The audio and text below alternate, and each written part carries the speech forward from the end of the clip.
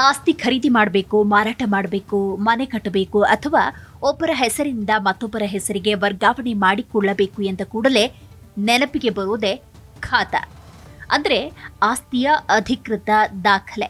ಸದ್ಯ ಸರ್ಕಾರ ಬಿಬಿಎಂ ಮಹತ್ವದ ನಿರ್ಧಾರಗಳಿಂದ ಎ ಖಾತಾ, ಬಿ ಖಾತಾ, ಇ ಖಾತಾ ಎಂಬ ಹೆಸರುಗಳು ಚಾಲ್ತಿಯಲ್ಲಿದೆ.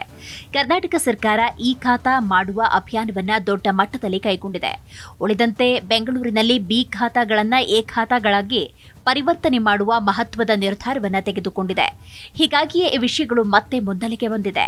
ಸಾಮಾನ್ಯವಾಗಿ ಕರ್ನಾಟಕದಲ್ಲಿ ಆಸ್ತಿಗಳಿಗೆ ಎ ಖಾತಾ, ಬಿ ಖಾತಾ, ಇ ಖಾತಾ ದಾಖಲೆ ನೀಡಲಾಗುತ್ತೆ.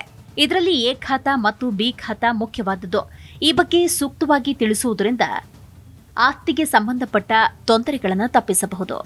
ಆಸ್ತಿ ಖರೀದಿಸುವಾಗ, ಮಾರುವಾಗ ಖಾತಾ ಮುಖ್ಯ ಪಾತ್ರ ವಹಿಸುತ್ತೆ. ಬಿಬಿಎಂಪಿ ವ್ಯಾಪ್ತಿಯಲ್ಲಿ ಆಸ್ತಿ ಹೊಂದಿರುವವರು ಖಾತೆ ಪಡೆಯಲು ಅರ್ಹರು. ಖಾತೆ ಹೊಂದಿರುವವರು ಆಸ್ತಿಗೆ ತೆರಿಗೆ ಕಟ್ಟಲು ಅರ್ಹರಾಗ್ತಾರೆ. ಖಾತೆಯಲ್ಲಿ ಮಾಲೀಕರ ಹೆಸರು, ಆಸ್ತಿಯ ವಿಳಾಸ, ವಿಸ್ತೀರ್ಣ, ಸಂಖ್ಯೆ, ಗಡಿ, ನಿರ್ಮಾಣ ಪ್ರದೇಶ, ತೆರಿಗೆ ವಿವರಗಳು ಇರುತ್ತೆ. ಖಾತೆಯು ಆಸ್ತಿಯ ತೆರಿಗೆ ಲೆಕ್ಕಾಚಾರಕ್ಕೆ ಸಹಾಯ ಮಾಡುತ್ತೆ. 2007ರಲ್ಲಿ ಬಿಬಿಎಂಪಿ ತೆರಿಗೆ ಸಂಗ್ರಹಿಸಲು ಎ ಖಾತಾ, ಬಿ ಖಾತಾ ಪರಿಕಲ್ಪನೆಯನ್ನ ತಂದಿತು.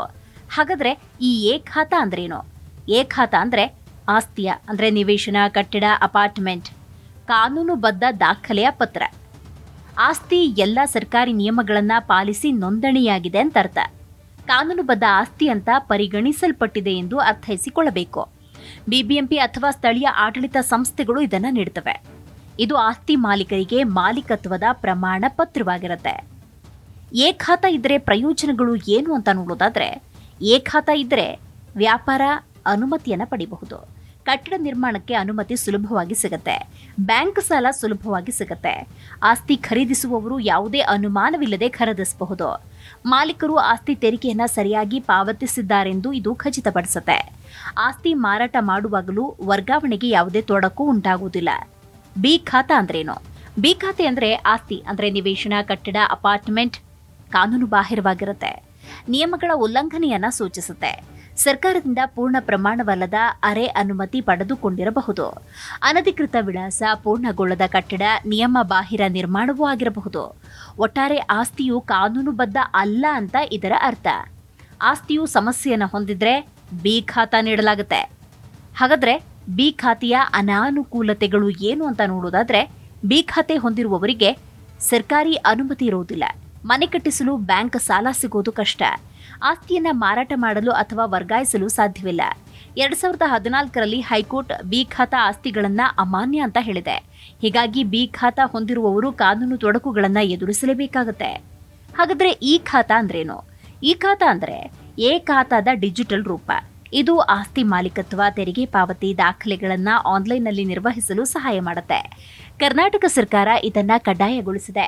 ಇದು ಆಸ್ತಿ ದಾಖಲೆಗಳ ಡಿಜಿಟಲೀಕರಣಕ್ಕೆ ಒಂದು ದೊಡ್ಡ ಹೆಜ್ಜೆ.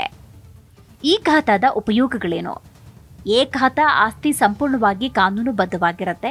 ಆಸ್ತಿಯ ಮೇಲೆ ಸುಲಭವಾಗಿ ಸಾಲ ಪಡೆಯುವುದು, ಕೆಲವು ನಿಯಮಗಳನ್ನು ಪೂರೈಸಿದರೆ ಕಟ್ಟಡ ನಿರ್ಮಾಣಕ್ಕೆ ಅನುಮೋದನೆ ಸಿಗುವುದು, ವ್ಯಾಪಾರಕ್ಕಾಗಿ ಪರವಾನಗಿ ಸಿಗುತ್ತೆ. ಆಸ್ತಿ ಸಂಬಂಧಿತ ಎಲ್ಲ ದಾಖಲೆಗಳು ಆನ್ಲೈನ್ನಲ್ಲಿ ಲಭ್ಯವಿರುತ್ತೆ. ಪಾರದರ್ಶಕತೆ ಹೆಚ್ಚಾಗಿದ್ದು ನಕಲಿ ದಾಖಲೆಗಳ ಬಳಕೆ ಕಡಿಮೆಯಾಗುತ್ತೆ. ಹೆಚ್ಚಿನ ದಾಖಲೆಗಳ ಅಗತ್ಯ ಇರುವುದಿಲ್ಲ. ಮನೆ ಖರೀದಿದಾರರು ಮತ್ತು ಹೂಡಿಕೆದಾರರು ಆತಂಕ ಇಲ್ಲದೆ ವ್ಯವಹರಿಸಬಹುದು. ಹಾಗಾದ್ರೆ ಬಿ ಖಾತಾದಿಂದ ಎ ಖಾತಾಗೆ ಬದಲಾವಣೆ ಮಾಡಿಕೊಳ್ಳುವುದು ಹೇಗೆ? ಬಿ ಖಾತಾ ಆಸ್ತಿಯನ್ನ ಹೊಂದಿದ್ರೆ ಅದನ್ನ ಎ ಖಾತಾಗೆ ಬದಲಾಯಿಸಿಕೊಳ್ಳುವುದು ಉತ್ತಮ. ಬಿಬಿಎಂಪಿ ನಿಮ್ಮ ಆಸ್ತಿಯನ್ನ ಕಾನೂನುಬದ್ಧ ಅಂತ ಗುರುತಿಸುತ್ತೆ. ನೀರು, ವಿದ್ಯುತ್ ಸಂಪರ್ಕ ಪಡೆಯಲು ಅರ್ಜಿಯನ್ನ ಸಲ್ಲಿಸಬಹುದು. ವ್ಯಾಪಾರದ ಅನುಮತಿಯನ್ನ ಪಡೆಯಬಹುದು. ಬ್ಯಾಂಕುಗಳಲ್ಲಿ ಸಾಲ ಪಡೆಯಲು ಸುಲಭವಾಗುತ್ತೆ. ಮೊದಲು ಬಿ ಖಾತಾ ಇರುವ ಆಸ್ತಿಯ ಬಾಕಿ ಉಳಿದಿರುವ ಎಲ್ಲ ಆಸ್ತಿ ತೆರಿಗೆಯನ್ನ ಪಾವತಿ ಮಾಡಬೇಕು. ಬಾಕಿ ಉಳಿಸ್ಕೊಳ್ಬಾರ್ದು. ಬಳಿಕ ಆಸ್ತಿಗೆ ಸಂಬಂಧಪಟ್ಟ ಸ್ಥಳೀಯ ಆಡಳಿತ ಸಂಸ್ಥೆಯಲ್ಲಿ ಅರ್ಜಿ ಸಲ್ಲಿಕೆ ಮಾಡಬೇಕು. ಅಂದ್ರೆ ಬೆಂಗಳೂರಿನಲ್ಲಿ ಬಿಬಿಎಂಪಿ, ಇನ್ನು ಇತರೆ ನಗರಗಳಲ್ಲಿ ಮಹಾನಗರ ಪಾಲಿಕೆ, ನಗರಸಭೆ, ಇತರ ಟೌನ್ಗಳಲ್ಲಿ ಪುರಸಭೆ, ಪಂಚಾಯಿತಿ ಪಟ್ಟಣದಲ್ಲಿ ಖಾತೆ ಬದಲಾವಣೆಗೆ ಅರ್ಜಿ ಹಾಕಬೇಕಾಗತ್ತೆ. ಆಸ್ತಿ ಪತ್ರದ ದಾಖಲೆ, ಆಸ್ತಿ ತೆರಿಗೆ ಪತ್ರ, ಕಟ್ಟಡ ನಿರ್ಮಾಣ ನಕ್ಷೆ ಸೇರಿದಂತೆ ಅಗತ್ಯ ದಾಖಲೆಗಳನ್ನು ಸಲ್ಲಿಕೆ ಮಾಡಬೇಕು. ಆಡಳಿತ ಸಂಸ್ಥೆಯು ಅರ್ಜಿಯನ್ನು ಪರಿಶೀಲನೆ ಮಾಡಿ ಎಲ್ಲ ಕಾನೂನು ಪ್ರಕಾರವಾಗಿದ್ದರೆ ಒಂದಷ್ಟು ವರ್ಗಾವಣೆ ಶುಲ್ಕ ಪಡೆದು ಅಂದರೆ ನಿವೇಶನದ ಅಳತೆಯನ್ನು ಆಧರಿಸಿ ಎ ಖಾತಾಗೆ ಬದಲಾವಣೆ ಮಾಡಿ ಪ್ರಮಾಣ ಪತ್ರವನ್ನು ನೀಡುತ್ತಾರೆ. ನೀವು ಬಡವರಾಗಿ ಜನಿಸಿದರೆ ಅದು ನಿಮ್ಮ ತಪ್ಪಲ್ಲ. ಅದೇ ನೀವು ಬಡವರಾಗಿ ಸತ್ತರೆ ಅದು ಖಂಡಿತವಾಗಿಯೂ ನಿಮ್ಮ ತಪ್ಪಾಗತ್ತೆ. ಇದರಂತೆ ಬಿ ಖಾತಾ ಆಸ್ತಿ ಖರೀದಿಸೋದು ತಪ್ಪಲ್ಲ, ಆದರೆ ಅದನ್ನ ಎ ಖಾತಾಗೆ ಪರಿವರ್ತಿಸದೆ ಹೋದ್ರೆ ಅದು ನಿಮ್ಮ ತಪ್ಪಾಗತ್ತೆ. ಸರಳವಾಗಿ ಹೇಳೋದಾದ್ರೆ ಎ ಖಾತಾ ಅಂದ್ರೆ ನಿಮ್ಮ ಆಸ್ತಿ ಎಲ್ಲಾ ರೀತಿಯಿಂದಲೂ ಸರಿ ಇದೆ. ಬಿ ಖಾತಾ ಅಂದ್ರೆ ಅದರಲ್ಲಿ ತೊಡಕುಗಳಿವೆ. ಆದ್ದರಿಂದ ಆಸ್ತಿ ಖರೀದಿಸುವಾಗ ಅಥವಾ ಮಾರುವಾಗ ಖಾತೆಯ ಬಗ್ಗೆ ಹೆಚ್ಚು ಗಮನ ಇರಲಿ.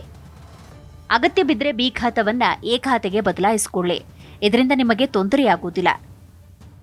ಸರ್ಕಾರದಿಂದ ಅನುಮೋದನೆ ಪಡೆಯದ ನಿವೇಶನಗಳು, ಗ್ರಾಮ ಪಂಚಾಯತ್ ಅಥವಾ ಸ್ಥಳೀಯ ಆಡಳಿತಕ್ಕೆ ಒಳಪಟ್ಟಿರುವ ನಿವೇಶನಗಳು, ನಿಯಮಾನುಸಾರ ಯೋಜನೆ ಇಲ್ಲದ ಹೌಸಿಂಗ್ ಬಡಾವಣೆಗಳು ಬಿ ಖಾತಾ ವ್ಯಾಪ್ತಿಗೆ ಬರುತ್ತವೆ. ರಾಜ್ಯ ಸರ್ಕಾರವು ಬಿ ಖಾತಾ ಆಸ್ತಿಗಳನ್ನು ಕಾನೂನುಬದ್ಧಗೊಳಿಸಲು ಹೊಸ ಮಾರ್ಗಸೂಚಿಗಳನ್ನು ರೂಪಿಸ್ತಾ ಇದೆ. ಕಂದಾಯ ಇಲಾಖೆಯು 3 ತಿಂಗಳಿನಲ್ಲಿ ಬಿ ಖಾತಾ ನೋಂದಣಿ ಕಾರ್ಯವನ್ನ ಪೂರ್ಣಗೊಳಿಸಲು ಸೂಚನೆ ನೀಡಿದೆ.